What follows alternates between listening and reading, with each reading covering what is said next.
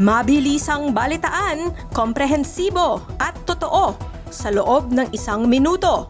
Simula na ang Diskurso Tidbits. Bong Revilla, isasama na sa masa sa kulungan. Totoo nga kaya ang sinasabi nilang walang VIP treatment sa mga politikong makukulong? Bantayan natin! Robin Padilla, sinermonan si Tariela dahil sa caricature ni Xi Jinping. Nakakabastos daw. Sino sa tingin mo ang tunay na tagapagtanggol ng dangal ng Pinas sa sitwasyong ito?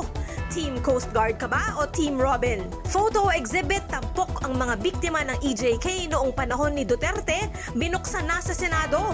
Very timely, lalo na't lumabas na ang desisyon ng ICC na fit for trial daw si Digong sa The Hague. Sang-ayon ka ba dito? Pambansang botika at bakuna para sa mamamayan inilunsad na.